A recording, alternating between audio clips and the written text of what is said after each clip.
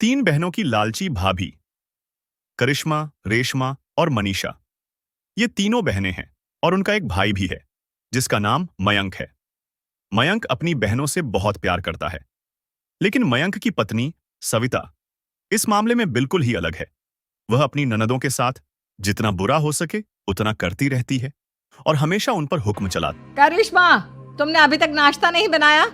तुम्हारे भैया को ऑफिस जाने में देर हो रही है। हाँ भाभी, बस अभी बनाती हूँ। करिश्मा, तुम ये ढीलापन छोड़ दो। कल को पराये घर जाना है। वहाँ अगर तुम इस तरह से काम करोगी तो लोग क्या कहेंगे कि माँ ने और भाभी ने कुछ सिखाया नहीं। और तुम्हारी दोनों बहनें कहाँ हैं?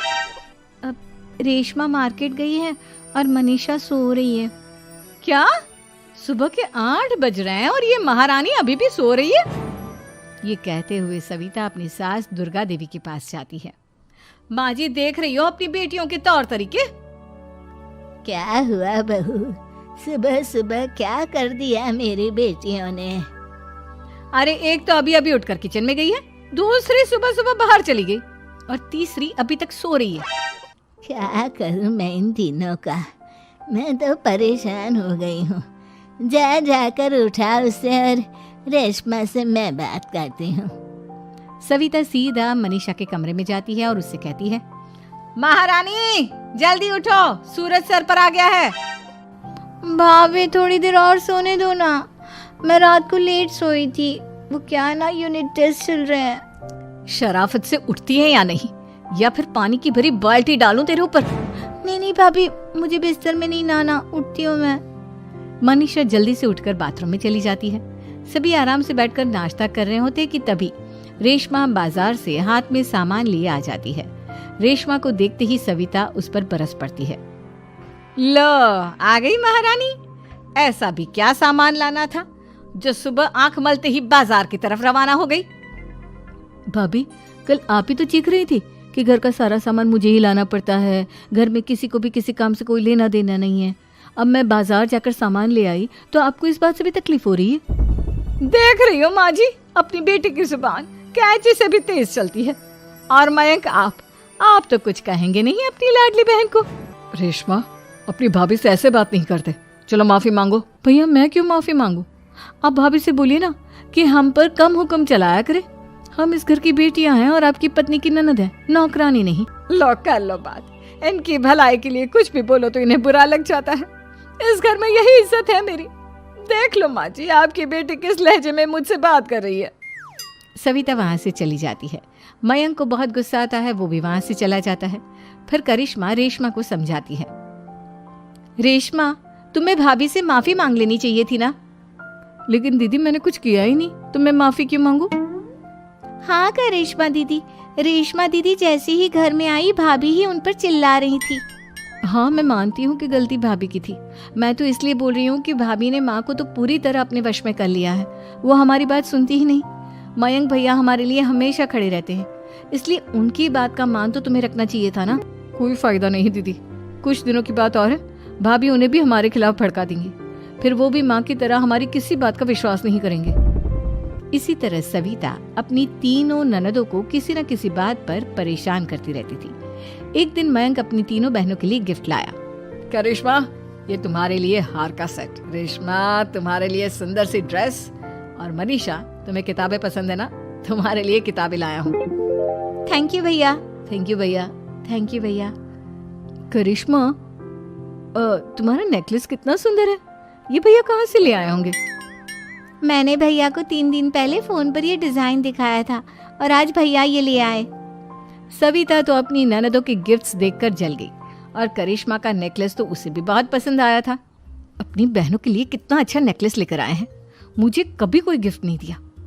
मैं आज ही ये हार चुरा लूंगी। रात में सविता करिश्मा का हार चुरा लेती है और इसी तरह उसे अपनी ननदों की जो भी चीज़ अच्छी लगती वो उसे मांगती नहीं, बल्कि रात के अंधेरे में चुरा लेती। इसी तरह दिन बीतते गए और सविता ने मयंक के दिल में भी उसकी बहनों के लिए नफरत पैदा कर दी। एक दिन मयंक ने करिश्मा और रेशमा के लिए रिश्ता देखा और ये बात उसने घर में सबको बताई। माँ, करिश्मा और रेशमा के लिए बहुत अच्छा रिश्ता आया है। वो लोग कल इन्हें देखने आ रहे हैं। आप और सविता मिलकर सारी तैयारी कर लेना। ये सुनकर करिश्मा और रेशमा खुश हो जाती हैं, लेकिन सविता सोचती है, अगर इन दोनों बहनों की शादी हो गई तो घर और बाहर का काम कौन करेगा? मनीषा तो एक नंबर की कामचोर है, उससे तो किसी बात की उम्मीद लगाना ही बेकार है। मुझे इस शादी को रोकना होगा। अगले दिन सभी लड़के वालों के स्वागत की तैयारी करने में लगे होते हैं। तभी मयंक अपनी बहनों से आकर कहता है, तैयार हो गई तुम दोनों?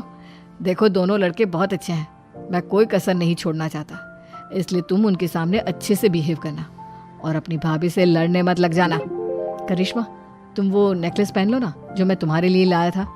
भैया मैं बहुत देर से वो नेकलेस ढूंढ रही हूँ, लेकिन मुझे मिल ही नहीं रहा। क्या तुमने नेकलेस खो दिया? तुम्हें पता भी है वो कितना महंगा था? तुम कोई काम ढंग से नहीं कर सकती। मयंक गुस्से में वहां से चला जाता है। थोड़ी देर बाद लड़के वाले भी आ जाते हैं। वो दोनों बहनों को पसंद कर लेते हैं और रिश्ता पक्का हो जाता है। लेकिन सविता के दिमाग में तो कुछ और ही खिचड़ी पक रही थी। वो पंडित जी के पास करिश्मा की कुंडली लेकर जाती है और उन्हें पैसे देकर करिश्मा की कुंडली बदलवा देती है। जब लड़के वालों के पास करिश्मा की कुंडली जाती है तो वो दुर्गा को फोन करते हैं।